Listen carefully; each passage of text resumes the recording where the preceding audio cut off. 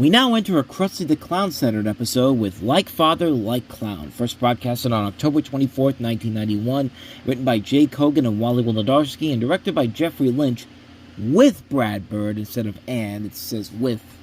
A little strange. But when Krusty comes over to the Simpsons' house for dinner after Bart saved his butt his 2 seasons ago when Krusty gets busted, he reveals to them that he is of Jewish heritage and that his father, Rabbi Wolodarsky, voiced by Jackie Mason, disowned him for pursuing a career in comedy and not a successful career as a rabbi.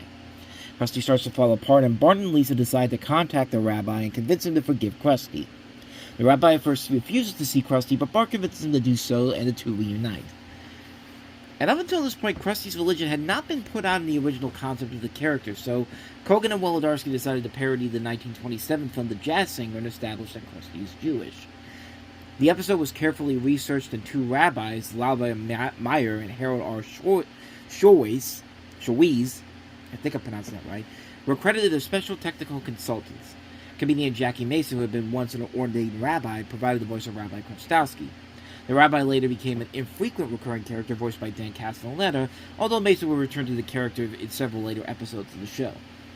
Mason himself actually won an Emmy the following year for his performance in this, and considering that Caddyshack 2 had just come out 3 years earlier, this was more than welcome to bring Mason back into the spotlight. But then again, Caddyshack 2 had its own problems, and Mason was surely the least of those problems. But hey, on to bigger and better things. Mason's performance in the episode as Rabbi Wolodarsky is really good. He does give a great job. He does give a great performance in this, and him and Castellaneta really do work together, especially in the episode's final scene, where Krusty and his father reunite with a song. I mean, I appreciated how the episode stuck with one main storyline for the course of the episode. It did a good job of sticking with that story, and even a good payoff at the end, like how Bart finally convinces Krusty's father to forgive him with, of all lines, a Sammy Davis Jr. line, and Jackie Mason with that great realization, like the Candyman, like the way he says it, it's just like, Rabbi, did not a great man say, and I quote, "The Jews are a swinging bunch of people.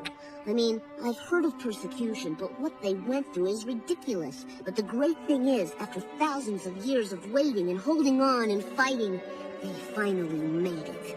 End quote. Oh, I never heard the plight of my people phrased so eloquently. Who said that, Rabbi Hillel? Nope. It was Judy the Pious. Nope. Maimonides. Nope. Oh, I got it. The Dead Sea Scrolls. I'm afraid not, Rabbi. It's from Yes I Can by Sammy Davis Jr.